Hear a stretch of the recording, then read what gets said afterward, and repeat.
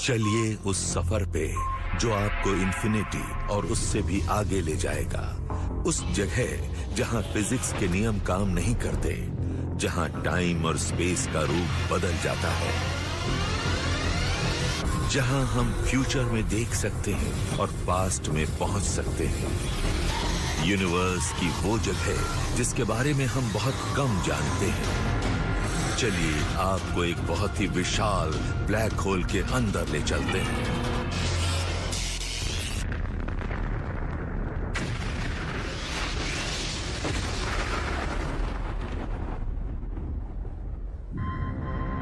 एक black hole, डरावना, दिलचस्प, अजीब, ये यूनिवर्स की सबसे बड़ी पहेली है। आपको ब्लैक होल अच्छा ना लगे, ये हो ही नहीं सकता। वही हर चीज का एंड पॉइंट है। वो स्पेस और टाइम को तोड़ मरोड़ सकता है। कहते हैं कि अगर आप उसमें गिर जाएं तो यूनिवर्स में कहीं और निकलते हैं। वो एक साइंस फिक्शन राइटर का सपना है। अब हमें मालूम है कि ये चीजें सच में हैं। हमें हजारों ब्लैक होल अक्सर दिखाई देते रहते हैं। ब्लैक होल्स राक्षस हैं, हमारे बीच मौजूद असली राक्षस जो कभी भी अपनी हरकतों से बाज नहीं आएंगे। हमें क्या दिखेगा अगर हम इस राक्षस की आंखों में देखेंगे? मैं सच में चाहता हूं कि ब्लैक होल के सफर पर जाऊं। खिड़की के बाहर आपके सामने ये डरावनी ब्लैक डिस्क होगी जहां लाइट भी ग्रेविटी की वजह से मुड़ जाएगी। और ये सब देखकर आप हैरान भी होंगे और खुश भी होंगे कि अब तक जो सिर्फ कैलकुलेशंस थीं वो सब अब आपके सामने है। हमें क्या मिलेगा अगर हम ब्लैक होल के अंदर जा पाए? हम मिल्की वे के सेंटर में मौजूद supermassive black hole Sag A star तक एक हाइपोथेटिकल प्रोब भेज रहे हैं। हमारी मंजिल इतनी दूर है कि लाइट की स्पीड से चलने के बाद भी ये सफर 26,000 सालों में पूरा होगा। इस सफर के दौरान हम हजारों लाखों दूसरे ब्लैक होल्स के पास से गुजरेंगे। वहां पर अलग अलग साइजेस के ब्लैक होल्स हैं। वहां हाइपोथेटिकल माइक्रोस्कोपिक ब्लैक होल्स हैं, मिडिल वेट ब्लैक होल्स हैं जो तब बनते हैं जब कोई स्टार कोलैप्स हो गया हो या कोई दूसरा स्टार आकर गिरा हो। फिर वहां सुपर मैसिव ब्लैक होल्स हैं जो गैलेक्सीज के सेंटर्स में छुपे रहते हैं।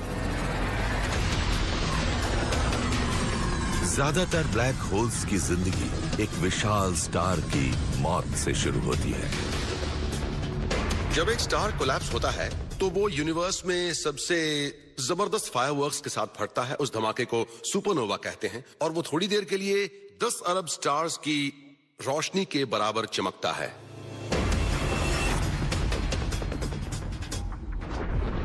फिर ग्रेविटी स्टार के कोर को अपने कंट्रोल में ले लेती है। एक स्टार पहले ही अपनी ग्रेविटी की वजह से क्रश हो रहा होता है। जो चीज उसे रोकती है वो है उससे बाहर आती हुई लाइट। तो जब एक स्टार और लाइट पैदा नहीं कर पाता है वो सिकुड़ जाता है। वो छोटा और छोटा होता रहता है और आखिर में उसे कोई फोर्स नहीं बचा पाती है और वो फिर क्रश हो जाता है। ग्रेविटी मैटर के हर कण को अंदर खींचती है। माउंट एवरेस्ट के साइज के ठोस लोहे के टुकड़ों को कुचलकर रेत के कण जितना बना देती है। हमें लगता है कि सॉलिड मैटर इतना सॉलिड होता है, इतना स्ट्रांग होता है कि और कंप्रेस नहीं हो सकता है, जैसे आयन। पर असल में आयन ज्यादातर स्पेस है। आयन के एटम के कोर में प्रोटॉन्स और न्यूट्रॉन्स के बीच जो स्पेस होता है बहुत ज्यादा होता है। तो कुछ स्टार्स के लिए किसी पॉइंट पर वो कंप्रेशन इतना ज्यादा होता है कि वो इन कोर न्यूट्रॉन्स और प्रोटॉन्स को पास ले आता है। उसके बाद जो होता है वो एक मिस्ट्री है। ग्रेविटी इन सब एटॉमिक पार्टिकल्स को इस तरह से स्क्वीज करती है कि वो सब साइंस की समझ से परे है। आप सोच नहीं सकते हैं कि कोलैप्स हो रहे स्टार के अंदर क्या हो रहा होता है। वहाँ ऐसे टेम्परेचर्स और प्रेशर्स होते हैं कि हमारे पास उनके लिए सही नंबर्स भी नहीं है। हमें मालूम है कि हमें नई फिजिक्स चाहिए होगी। कई चीजों का पता लगाना होगा ये जानने के लिए कि एक ब्लैक होल के अंदर क्या होता है। बड़ा स्टार तब तक सिकुड़ता रहता है जब तक अपने ओरिजिनल साइज का एक फ्रैक्शन भर रह जाता है। पर स्टार की ओरिजिनल ग्रेविटी उतनी ही रहती है, जिससे ऐसी स्ट्रॉन्ग ग्रेविटेशनल फील्ड पैदा होती है जिससे कोई बाहर नहीं जा सकता है। नतीजा होता है एक ब्लैक होल। ज्यादातर ब्लैक होल्स हमारे सूरज से लगभग 10 से 20 गुना बड़े होते हैं, पर गैलेक्सीज के सेंटर में ब्लैक होल्स करोड़ों गुना बड़े हो सकते हैं। ये मॉन्स्टर्स मैसिव से भी ज्यादा सुपर मैसिव होते हैं। एस्ट्रोनॉमी का कूलेस्ट वर्ड है सुपर मैसिव ब्लैक होल। जैसा कि नाम से जाहिर होता है, ये super massive black hole material को सुपर मैसिव अमाउंट में कंज्यूम करता है, और हम जानते हैं कि हमारी मिल्की वे गैलेक्सी के सेंटर में भी एक है। हमारा hypothetical probe super massive black hole Sag A star के पास पहुंच रहा है। सुपरमैसिव ब्लैक होल सब कुछ खा लेते हैं। उन्हें गैस खाना पसंद है, पर अगर कोई स्टार या प्लैनेट या स्पेसशिप आ जाए तो उसे भी खा लेते हैं। खाने में वो कोई नखरा बिल्कुल नहीं करते। वो एक दूसरे को भी खा लेते हैं। करोड़ों सालों के दौरान एक एरिया में कई स्टार्स मर सकते हैं, और उनसे बने ब्लैक होल्स आपस में मिलकर बड़े और बड़े ब्लैक होल्स बन जाते हैं। सैग ए स्टार दूसरों को, अपने जैसों को, सबको खाता है। पिछले लगभग 1200 करोड़ सालों में इसे जो कुछ मिला है, इसने उसे खा लिया है।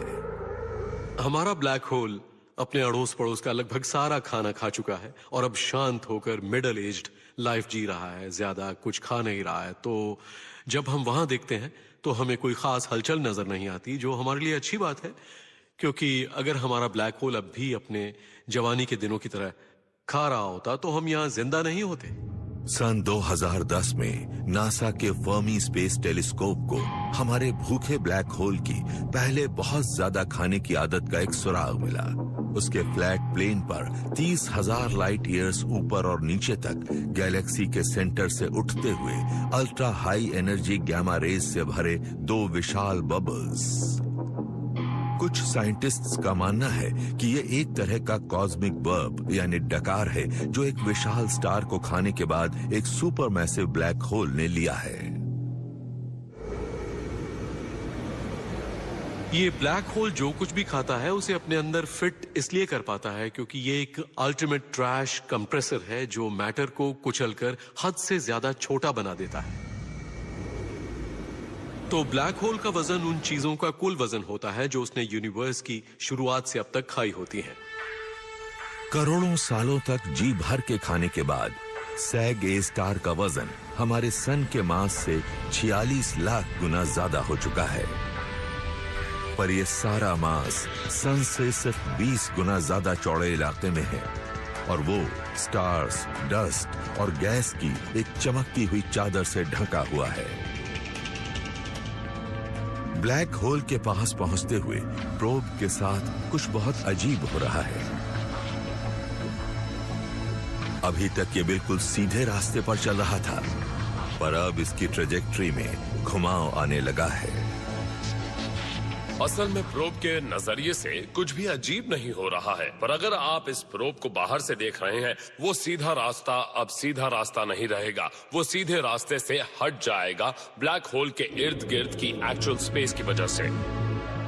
प्रोब का रास्ता नहीं बदला है, उसके आसपास का स्पेस बदल गया है, और जब स्पेस बदलता है टाइम भी बदल जाता है। जब आप एक ब्लैक होल के पास होते हैं, टाइम अलग तरीके से फ्लो करता है। अगर ब्लैक होल घूम रहा हो, वो आसपास की स्पेस को अपने साथ खींचता है। ये बहुत ही अजीब है। ये वो पॉइंट है जहां पर हमारी कॉमन सेंस और इंट्यूशन के सारे कॉन्सेप्ट्स काम करना बंद कर देती हैं। सैग ए स्टार स्पेस और टाइम को डिस्टॉर्ट कर रहा है। तो जैसे जैसे प्रोब पास पहुंचा, टाइम इस कदर बदला कि सबसे बड़ी साइंस फिक्शन फैंटेसी हकीकत बन गई। ब्लैक होल पर प्रोब सच में फ्यूचर में वापस जा सकता है। जिस वक्त प्रोब हमारी गैलेक्सी के सेंटर में मौजूद सुपर मैसिव ब्लैक होल के पास आ रहा है, उसे यूनिवर्स की सबसे बुनियादी ताकतों में से एक का सामना करना पड़ता है। एक फोर्स जिसमें स्पेस को ट्विस्ट करने की और प्रोब को टाइम में कहीं और पहुंचाने की ताकत है। ग्रेविटी हमें हर जगह नजर आती है। चीजें हमेशा नीचे गिरती हैं। आप अर्थ की सतह से ऊपर नहीं उठ जाते हैं। वो हमारे जन्म से ही हमारी जिंदगी का हिस्सा होती है। पर पता चला कि ये बहुत मिस्टीरियस है और यूनिवर्स का एक बहुत अहम हिस्सा है। जब किसी चीज में मास होता है तो उसके पास स्पेस को ज्योमेट्री में कर्व आ रहा है। ब्लैक होल की ग्रेविटी स्पेस के फैब्रिक को मोड़ रही है।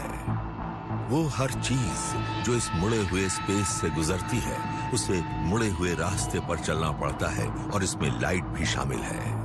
कमाल की बात ये है कि न सिर्फ ग्रेविटी लाइट को ब्लैक होल में डालती है, बल्कि दूर से आ रही लाइट इसके इर्द गिर्द बेंड हो जाती है। तो आप वो झिलमिलाती हुई डिस्टॉर्शन देख सकते हैं जिसमें स्टार्स बैकग्राउंड में होते हैं और ब्लैक होल आगे आ जाता है, जैसे आप एक ग्लास को लेकर उसे स्टार फील्ड के आगे घुमा रहे हों। और ब्लैक होल सिर्फ स्पेस को नहीं मोड़ता है, टाइम भी मुड़ रहा है। तो अगर हम एक प्रोब को ब्लैक होल के अंदर भेजते हैं, हमारे पॉइंट ऑफ व्यू से हमें वो धीरे और धीरे अंदर जाता हुआ दिखता है, क्योंकि उसकी घड़ी धीरे और धीरे और धीरे चल रही होती है। ये बहुत अजीब कॉन्सेप्ट है, दिमाग ये मानने को तैयार नहीं होता है, पर यही है जो मैथ और फिजिक्स हमें बताते हैं। हमारे लिए टाइम का मतलब आवर्स, मिनट्स, सेकंड्स होता है, जो बिल्कुल एक जैसा रहता है। पर असल में टाइम रिलेटिव है, वो आपकी लोकेशन के मुताबिक बदल जाता है। एक व्यूअर को ऐसा लगता है कि ये शॉट टाइम में एक पल और स्पेस में एक पल की तस्वीर है, पर असल में वो स्पेस में एक पल या टाइम में एक पल नहीं है, वो स्पेस में फैला हुआ है। क्योंकि मेरे पीछे की फील्ड की कुछ गहराई है, पर वो टाइम में भी फैला है, क्योंकि मेरे पीछे के व्हाइट बोर्ड से आ रही लाइट मेरे फेस से निकली लाइट से थोड़ी देर पहले निकली थी। तो जब आप एक इमेज देखते हैं, आप उसे देखते हैं जो स्पेस और टाइम में फैला हुआ है। तो जब ग्रेविटी स्पेस को डिस्टॉर्ट करती है, वो टाइम को भी बदल देती है। उस ग्रेविटी को बदल दीजिए जिसे आप एक्सपीरियंस कर रहे हैं, तो साथ में टाइम भी बदल जाएगा। एक ग्रेविटेशनल फील्ड में टाइम हर जगह एक ही स्पीड से नहीं चलता है। आप ग्रेविटी में जितने नीचे होते हैं, टाइम उतना स्लो चलता है। आज हमारे पास बहुत ही ज्यादा एक्यूरेट क्लॉक्स हैं, जो उस टाइम में फर्क बता सकते हैं जो बेसमेंट में और छत पर होने के बीच होता है। और ये सच है, बेसमेंट के मुकाबले टाइम छत पर ज्यादा तेज चलता है। एम्पायर स्टेट बिल्डिंग की छत पर एक दिन गुजारिए, तो आप उससे सेकंड के अरबवें हिस्से जितने बड़े हो जाएंगे जो दिन भर ग्राउंड फ्लोर पर था। ऐसा इसलिए क्योंकि अर्थ के मास के पास टाइम धीरे चलता है, जहां ग्रेविटी ज्यादा स्ट्रांग होती है। ग्रेविटी जितनी ज्यादा होती है, टाइम की रफ्तार उतनी धीमी होती है। स्पेस में मास और एनर्जी के एग्जिस्टेंस से स्पेस कर्व होता है। तो इस वक्त मैं अपने इर्द गिर्द स्पेस टाइम को कर्व कर रहा हूँ, और जैसे जैसे आप और बड़ी चीजों की तरफ जाते हैं, वो कर्वेचर और ज्यादा होता जाता है। तो अर्थ स्पेस टाइम को कर्व कर रहा है, सन स्पेस टाइम को कर्व कर रहा है, और जब आप ब्लैक होल पर पहुंचते हैं, कर्वेचर बहुत ज्यादा हो जाता है। इतना ज्यादा कि वो प्रोब को टाइम में भेज देता है। स्पेस टाइम और यहाँ तक कि इस ब्लैक होल के कॉन्सेप्ट को समझना बहुत मुश्किल होता है। बहुत अजीब है ये। अगर मैं एक ब्लैक होल के पास हूँ और अपनी मॉम के साथ वीडियो कॉन्फ्रेंसिंग कर रहा हूँ, तो मैं उन्हें ऐसा दिखूंगा, हाय मॉम। पर मुझे फील होगा कि टाइम नॉर्मली चल रहा है, जबकि मुझे वो अजीब लगेंगी। ओह माय गुडनेस, क्या हुआ बेटा? तुम इतने अजीब तरीके से क्यों बोल रहे हो? तो ब्लैक होल के पास जाने से आप फ्यूचर में वापस जा सकते हैं। और जब आप वापस पहुंचेंगे तो लोग कहेंगे, अरे वाह, आप तो बहुत यंग लग रहे हैं, लगता है छुट्टियां बहुत अच्छी रही। और मैं कहूंगा, हाँ, क्योंकि टाइम स्लो हो गया था। जैसे जैसे हमारा प्रोब ब्लैक होल के पास पहुंचता है, ग्रेविटी का असर बढ़ जाता है। टाइम स्लो हो रहा है, जबकि प्रोब और अंदर की तरफ जा रहे मैटर की स्पीड बढ़ रही है, जब तक कि वो एक विशाल चमकदार रिंग में जमा हो जाता है, जिसे एक्रीशन डिस्क कहते हैं।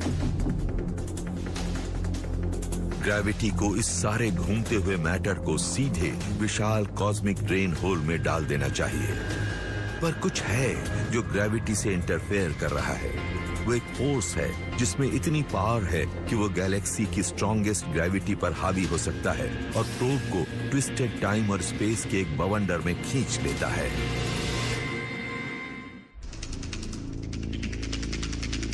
हमारे प्रोब और ब्लैक होल के बीच एक कॉस्मिक किल जोन है। ये लाखों मील चौड़ी पिघली हुई धूल और गैस की एक डिस्क है। और वो प्रोब की धज्जियां उड़ा सकती है। वहाँ ब्लैक होल में मैटर गिर रहा होता है, उससे एक डिस्क बनती है और उस डिस्क के अंदर फ्रिक्शन है, चीजें एक दूसरे से रगड़ खा रही हैं और वेलोसिटी इतनी ज्यादा है कि ये डिस्क बहुत ज्यादा गर्म हो जाती है और गर्म होने के बाद वो ग्लो करती है। तो ये एक अजीब बात है। हालांकि ब्लैक होल्स डार्क होते हैं, उनके अंदर गिरता मैटर जगमगा सकता है, जिस वजह से वो यूनिवर्स के सबसे चमकदार ऑब्जेक्ट्स हो सकते हैं। जैसे ही प्रोब मैटर की इस गर्म और भयानक डिस्क में गिरता है, कुछ अजीब होता है। वो टूटता या अथाह गड्ढे में नहीं जाता है, बल्कि प्रोब ब्लैक होल के चक्कर लगा रही मैटर की डिस्क के साथ घूमने लगता है।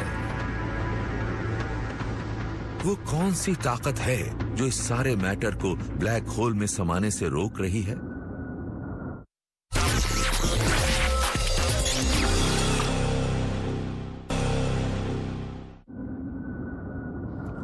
यूनिवर्स की लगभग सारी चीजें किसी न किसी तरह से स्पिन करती हैं। ये एंगुलर मोमेंटम की वजह से होता है। ये टेंडेंसी कि अगर आप किसी चीज को एक बार स्पिन करेंगे तो स्पिन करती रहेगी।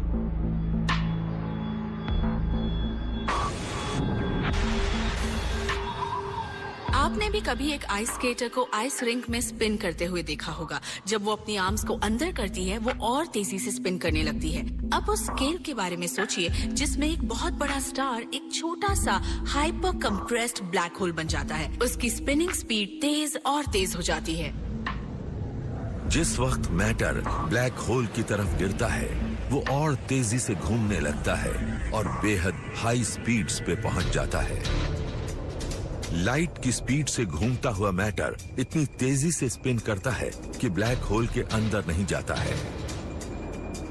मिसाल के तौर पर आपने मेलों में देखा होगा कि एक कमरा होता है जो घूमना शुरू करता है। आप दीवार के साथ चिपक जाते हैं, फर्श नीचे चला जाता है, पर आप ऊपर ही रहते हैं, नीचे नहीं गिरते। बिल्कुल वही इफेक्ट आपको ब्लैक होल में गिरने से रोक सकता है। किसी चीज को बहुत तेजी से स्पिन करने से सेंट्रीफ्यूगल फोर्स ग्रेविटी पर हावी हो जाती है। उन दोनों में मुकाबला चलता रहता है। ग्रेविटी चीजों को क्रश करने की कोशिश करती है और सेंट्रीफ्यूगल फोर्स चीजों को दूर फेंकने की कोशिश करती है। पर एक ब्लैक होल सिर्फ अपने इर्द गिर्द के मैटर को नहीं घुमाता है, वो स्पेस को स्पिन करता है। एक धूल भरी आंधी के बारे में सोचिए। घूमती हुई डस्ट से न दिखने वाली हवा की मूवमेंट का पता चलता है। उसी तरह ब्लैक होल के इर्द गिर्द स्पिन करते मैटर से न दिखने वाले स्पेस टाइम की मूवमेंट का पता चलता है। स्पिन करता हुआ ब्लैक होल स्पेस और टाइम का एक बवंडर क्रिएट करता है।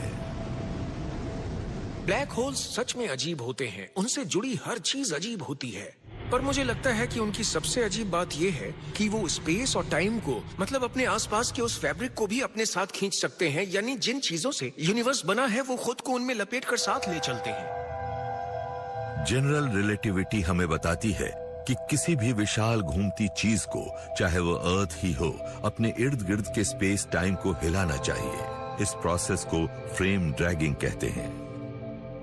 अब जब हम एक ब्लैक होल की एक्सट्रीम ग्रेविटी का केस लेते हैं, जब हम फ्रेम ड्रैगिंग की बात करते हैं, तो हम उस इलाके की बात करते हैं जहां पर स्पेस को इतना जोर से ड्रैग किया जा रहा है कि वहां पर शांत रहना नामुमकिन होता है।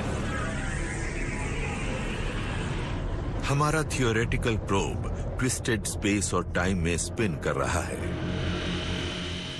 सब कुछ बहुत अजीब सा हिला हुआ, मुड़ा हुआ दिखेगा। जो आपको अपने आगे दिख रहा है, हो सकता है वो आपके पीछे हो, और फिर इस बात की समझ खत्म हो जाएगी कि कौन सी चीज कहां पर है।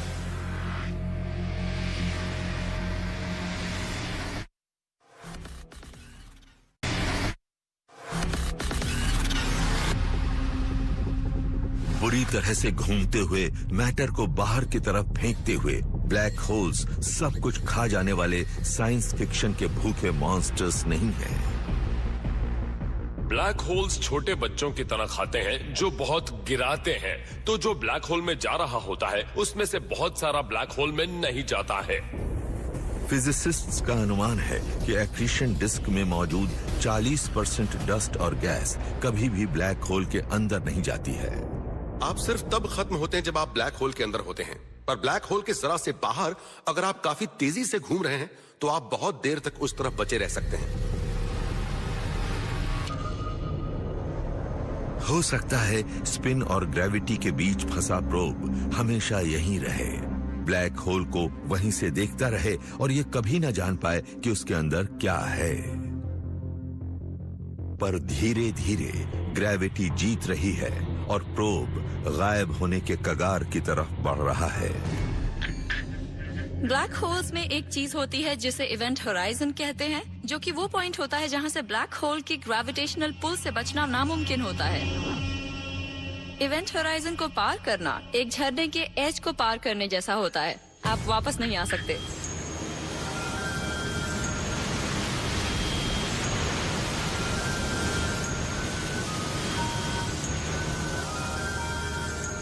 अगर आप इस वाटरफॉल को देखें, आप देखेंगे पहले सब कुछ फ्लैट है, फिर एज आते ही पानी अचानक नीचे गिरने लगता है। ब्लैक होल का एज भी कुछ ऐसा ही होता है। इवेंट होराइजन पर स्पेस अचानक ही अंदर की तरफ झुक जाता है।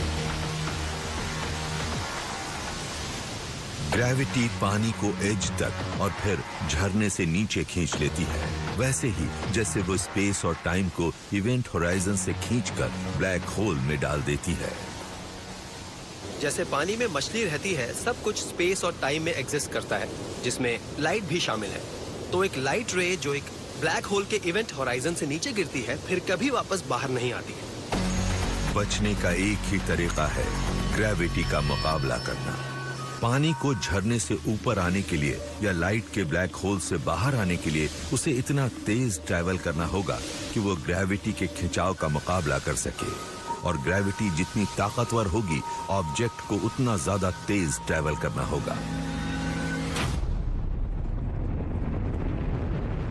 अर्थ की ग्रेविटी से एस्केप करने के लिए एक रॉकेट को 11.2 किलोमीटर पर सेकेंड से ट्रैवल करना पड़ता है, और जब हमसे कहीं ज्यादा बड़े सन की बात आती है तो एस्केप वेलोसिटी लगभग 618 किलोमीटर पर सेकेंड हो जाती है। ब्लैक होल्स की ग्रेविटेशनल फील्ड्स उससे भी कहीं ज्यादा स्ट्रांग होती है। तो रॉकेट की स्पीड तो छोड़िए, अगर आप लाइट की स्पीड से जाएंगे तो भी कभी बाहर नहीं निकल पाएंगे। प्रोब के अथाह गड्ढे में गिरने से कुछ सेकंड्स पहले ग्रेविटी का खिंचाव और उसकी स्पेस टाइम की डिस्टॉर्शन सारी हदें पार कर देते हैं।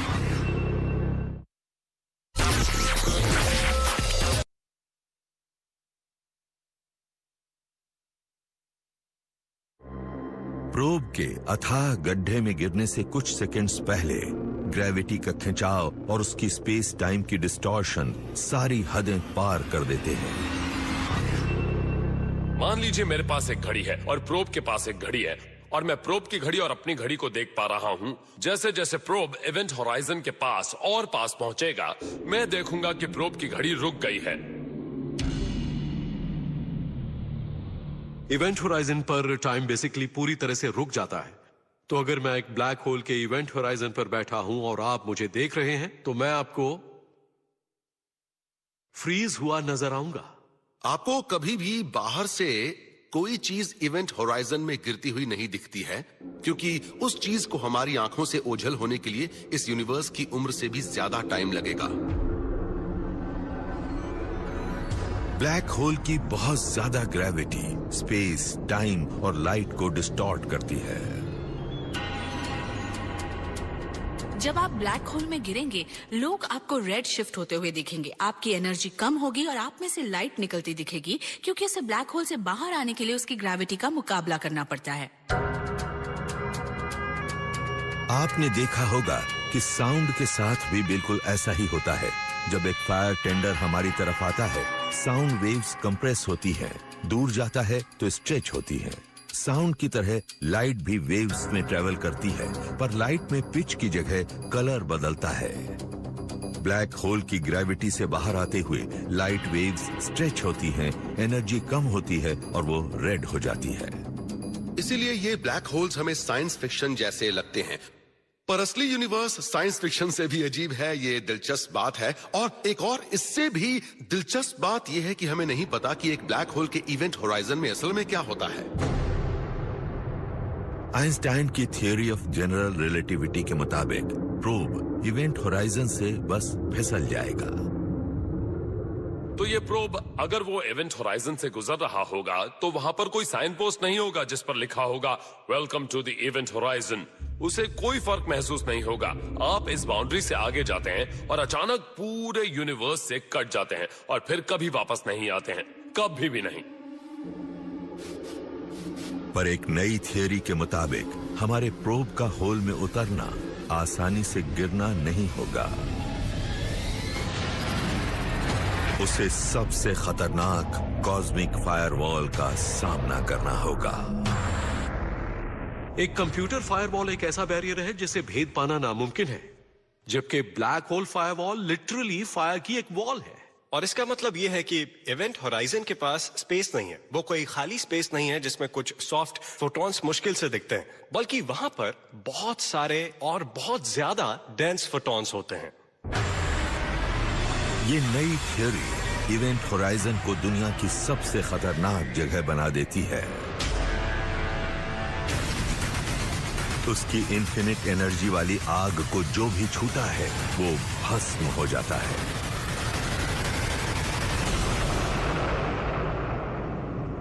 इसमें कोई शक नहीं है कि स्पेस में एक जगह है, इवेंट होराइजन है, वो जगह जहां से कुछ बाहर नहीं आ सकता। पर सबसे बड़ा सवाल यह है कि असल में क्या होता है जब आप उसके अंदर जाते हैं। कुछ लोग सोचते हैं कि वहां कुछ खास नहीं होता और कुछ दूसरे सोचते हैं कि वो फायरवॉल आपको जला देती है। और सबसे बड़ी प्रॉब्लम यह है कि अगर आप ये जानने के लिए ब्लैक होल में छलांग लगाते हैं तो आपको तो वो पता चल जाएगा, पर वो आप किसी और को नहीं बता पाएंगे।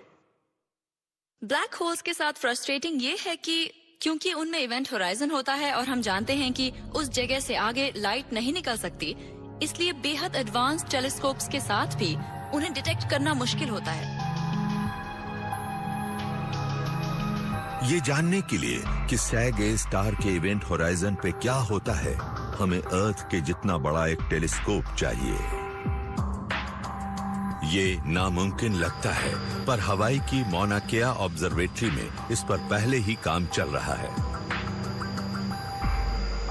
अगर आप गैलेक्सी के सेंटर में ब्लैक होल को देखना चाहते हैं तो आपको बहुत बड़ा टेलीस्कोप चाहिए होगा। हम इतने बड़े ऑप्टिकल टेलीस्कोप्स नहीं बना सकते हैं, तो हम क्या करते हैं कि हम रेडियो टेलीस्कोप्स यूज करते हैं और उन टेलीस्कोप्स को हजारों किलोमीटर्स की दूरी पर डिस्ट्रीब्यूट करते हैं, जिससे कि एक इतना बड़ा टेलीस्कोप क्रिएट हो जाता है जितना बड़ा अर्थ खुद है।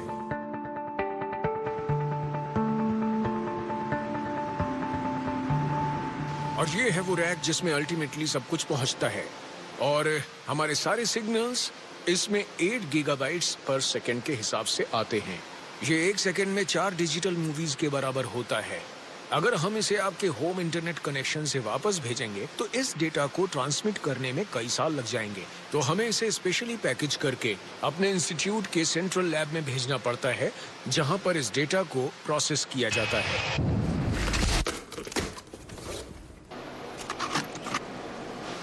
यही है वो जगह जहां पर सारी प्रोसेसिंग होती है, जहां पर सब जगहों से डेटा आता है। इस इकट्ठे हुए डेटा से 2 या 3 सालों के अंदर इवेंट होराइजन हमारे सामने आ सकता है। तो एक बार जब इवेंट होराइजन टेलीस्कोप को उसके फाइनल डेटा सेट्स मिल जाएंगे, हमें इस तरह की इमेज मिलने की उम्मीद है। कुछ इस तरह की दिखेगी वो, क्योंकि गैलेक्सी के सेंटर में जो गैसेस हैं वो इमेज को थोड़ा धुंधला कर देती हैं। अगर हम इस स्कैटरिंग को हटा दें तो हम शैडो फीचर को रिकवर कर पाएंगे, और वही है जो हम चाहते हैं। वही मकसद है इस इवेंट होराइजन टेलीस्कोप का। वो 170 लाख मील डायमीटर वाला एक ब्लैक स्फीयर है। हमारे प्रोब को अथाह गड्ढे में दाखिल होने से कुछ पल पहले ये दिखेगा। अगर इस काले पर्दे के पीछे एक फायरवॉल छिपी है तो हमारा सफर यहीं खत्म हो जाएगा। अगर नहीं तो प्रोब उस पॉइंट से आगे निकल जाएगा जहां से वापस लौटना नामुमकिन है, और यूनिवर्स की सबसे वायलेंट जगह में दाखिल हो जाएगा। वहां नई दुनियाएं बनती हैं और पास्ट प्रेजेंट बन जाता है।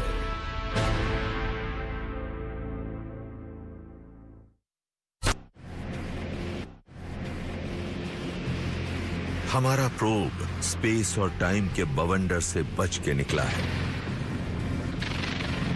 अब वो सुपर मैसिव ब्लैक होल के अंदर है और हलचल से भरी उस दुनिया में जा रहा है जिससे वो कभी बाहर नहीं निकल पाएगा। जो भी चीज एक ब्लैक होल में गिरती है गायब हो जाती है, और अगर वो कभी बाहर नहीं आती तो सवाल यह है कि वो जाती कहां है। यहाँ पर ग्रेविटी इतनी ज्यादा है कि वो स्पेस को लाइट की स्पीड से भी ज्यादा एक्सेलरेट कर देती है। इस स्पीड से ब्लैक होल के सेंटर तक के 80 लाख मील के सफर को पूरा करने में 40 सेकंड से भी कम वक्त लगेगा, अगर प्रोब इतनी देर सलामत रह पाया तो। अब मान लीजिए कि मैं एक ब्लैक होल में गिर रहा हूँ। ग्रेविटी की ताकत अलग होगी अगर मेरे पैर पहले अंदर जाएंगे, क्योंकि वहां पर स्पेस टाइम का एक्सट्रीम कर्वेचर है और इस वजह से मेरे पैरों पर ज्यादा पुल होगा और मैं खिंच जाऊंगा और एक नूडल या स्पेगेटी की तरह लंबा हो जाऊंगा। इसलिए हम इसे कहते हैं स्पेगेटिफिकेशन।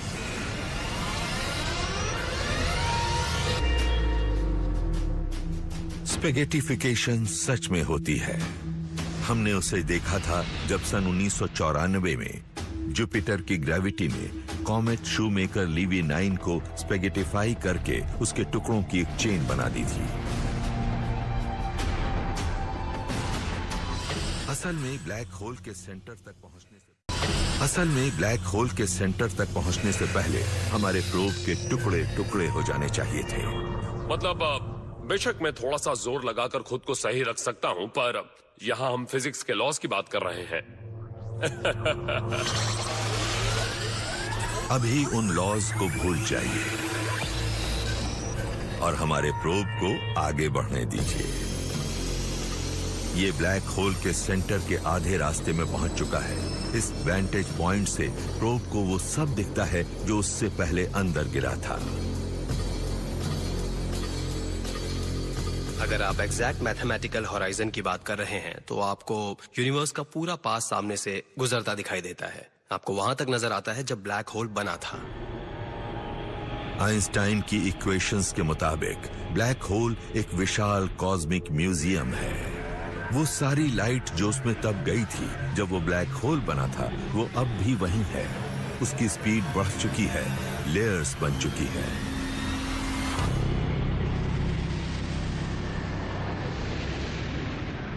जैसे जैसे प्रोब और गहराई में पहुंचता है, ग्रेविटी और स्पिन का मुकाबला फिर से शुरू होकर और तेज हो जाता है।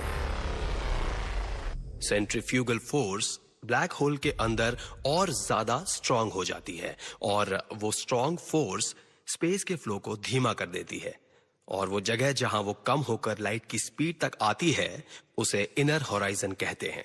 और उस इनर हॉराइजन में बहुत ही अजीब अजीब चीजें होती हैं। इस गड़बड़ी भरे कॉस्मिक ब्लेंडर में मैटर घूमता है और प्रोब के पास से वापस जाता है। अगर मैं एक ब्लैक होल में छलांग लगाता हूं तो वैसे ही जैसे एक झरने में गिरता हूं। मैं बिल्कुल ठीक रहूंगा तब तक जब तक मैं नीचे नहीं पहुंच जाता। प्रॉब्लम्स तब शुरू होती हैं जब आप इनर होराइजन तक पहुंचते हैं, बेस पर, जहां पर पानी और पत्थर वगैरह होते हैं। ब्लैक होल की गहराई में प्रोब इनर होराइजन से टकराता है। घूम रहे ब्लैक होल्स के इनर होराइजन्स यूनिवर्स की सबसे वायलेंट जगहें हैं। बहुत ज्यादा एनर्जेटिक पार्टिकल्स लगभग लाइट की स्पीड से प्रोब से टकराते हैं।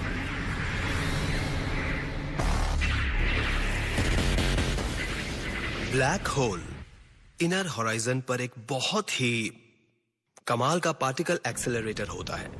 हर तरफ उड़ते हुए पार्टिकल्स एक दूसरे में से एक्सेलरेट होते हुए आपस में टकराते हैं, हद से ज्यादा एनर्जी प्रोड्यूस करते हैं। वो एनर्जी किसी भी टेरेस्ट्रियल पार्टिकल एक्सेलरेटर की एनर्जी से ज्यादा होती है। इन टक्करों के पास यूनिवर्स के सबसे वायलेंट इवेंट्स शुरू करने लायक पावर है।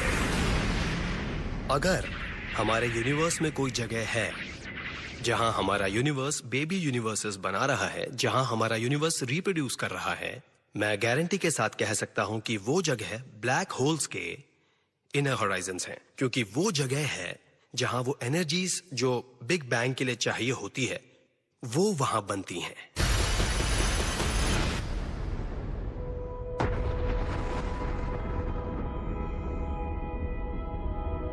क्या वो बिग बैंग जिसने हमारे यूनिवर्स को बनाया ऐसे ही हुआ था?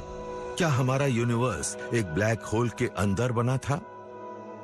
ऐसा होना बिल्कुल मुमकिन है कि हमारा बिग बैंग किसी पहले से मौजूद यूनिवर्स में एक ब्लैक होल का अवशेष है, जिसे क्रश करके एक बेबी यूनिवर्स को बाहर फेंका गया हो।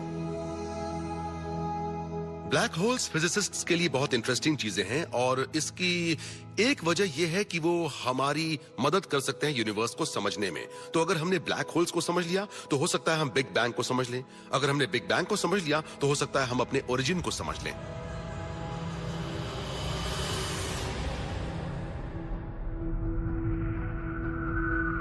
प्रोब के इनर होराइजन को पार करते ही सब कुछ बदल जाता है। प्रोब को अंदर खींच रही ग्रेविटी उसे धकेल रहे स्पिन के बराबर है। दोनों अपोजिंग फोर्सेस आखिर बैलेंस्ड हैं। तो जो ये सेंटर में क्रिएट करता है, इन ब्लैक होल्स में से एक में इनर इवेंट होराइजन के रीजन में वो एक तरह का सुरक्षित इलाका है, जैसे एक हरिकेन की आय। वहां पर चीजें कहीं ज्यादा शांत होती हैं और आप इमेजिन कर सकते हैं कि आप नेविगेट कर रहे हैं उस बाहर के हलचल भरे इलाके से निकलने के बाद। स्टॉर्म की इस डरावनी आई के अंदर प्रोब ब्लैक होल के केंद्र यानी सिंगुलैरिटी की तरफ चल पड़ता है। आगे स्पेस और टाइम का अंत है, हर चीज का अंत है।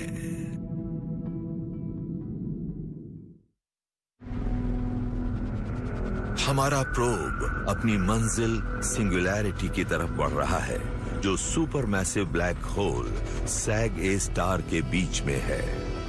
यहां स्पेस, टाइम और यूनिवर्स की हमारी समझ खत्म हो जाती है। एक स्पिन कर रहे ब्लैक होल के इनर इवेंट होराइजन के अंदर आप सिंगुलैरिटी को देख सकते हैं। वो सामने होती है एक रिंग में। रिंग की एक्चुअल थिकनेस 0 होती है। वो इन्फिनिट मैथमेटिकल थिकनेस और स्पेस टाइम के इन्फिनिट कर्वेचर के पॉइंट्स का एक सर्कल होता है। ये कभी एक विशाल स्टार हुआ करता था जो क्रश होकर टाइम में infinitely small, infinitely dense space के पॉइंट पर पहुंच गया। बेहद तेज स्पीड्स पर स्पिन करते हुए सेंट्रीफ्यूगल फोर्स इस पॉइंट को रिंग में पुश करती है और अपने इर्द गिर्द के स्पेस टाइम को मोड़ देती है। और फिर पता चला कि सिंगुलैरिटी के इर्द गिर्द एक रीजन होता है जिसे कि हम एक क्लोज्ड टाइम लाइक कर्व कहते हैं, जो ये कहने का एक अच्छा तरीका है कि आप इस रीजन से अंदर जा सकते हैं, वहां पर घूमकर बाहर आ सकते हैं और आप अंदर जाने से पहले बाहर आते हैं। मतलब आप बिना अंदर गए अपने बीते हुए कल को विजिट कर सकते हैं।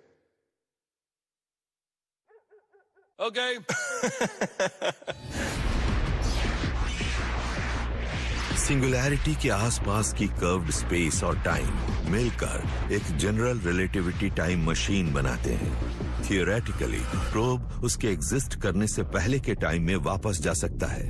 पर क्या होता है जब वो सिंगुलैरिटी के बीच से ट्रेवल करता है? एक आइडिया है कि ब्लैक होल स्पेस और टाइम के फैब्रिक में एक होल कर रहा है और फिर हो सकता है वो कहीं बहुत दूर एक दूसरा होल बना रहा हो, और अगर आप उस ब्लैक होल में गिर जाते हैं तो आप दूसरी तरफ निकलेंगे कुछ लाइट ईयर्स दूर, जबकि आपको वो दूरी तय करने में कोई टाइम नहीं लगेगा। हम इसे वर्म होल कहते हैं क्योंकि ये एक एप्पल खा रहे वर्म की तरह बढ़ता है। पर क्या हम इस सफर को झेल पाएंगे? जो सिंगुलैरिटी में जाता है वो कहीं और बाहर निकल सकता है, पर जो निकलता है उसका उससे ज्यादा रिलेशन नहीं होगा जो अंदर गया था। वो ना सिर्फ स्पेगेटिफाई होगा, वो डिस्ट्रॉय भी हो जाएगा। अगर आपको कहीं और जाना है तो प्लेन की टिकट लीजिए। एक और थियरी है कि सिंगुलैरिटी एक वर्म होल नहीं है, वो एक व्हाइट होल है। एक व्हाइट होल बेसिकली एक ब्लैक होल होता है जो टाइम से पीछे गया होता है। तो व्हाइट होल वो सिंगुलैरिटी है जो चीजों को यूनिवर्स में बाहर की तरफ फेंकती है, उनको अंदर की तरफ नहीं खींचती है। ये सिंगुलैरिटी एक यूनिवर्स बनाती है, लगता है जैसे बिग बैंग हो। हमारा बिग बैंग कम से कम क्लासिकली एक सिंगुलैरिटी से निकला था, और हम ये भी जानते हैं कि एक ब्लैक होल का एंड पॉइंट होता है एक सिंगुलैरिटी। दोनों के बीच में कुछ कनेक्शन है? हो सकता है, पर असलियत में ये इन्फिनिटली डेंस और इन्फिनिटली स्मॉल सिंगुलैरिटी शायद एक ख्याली चीज है।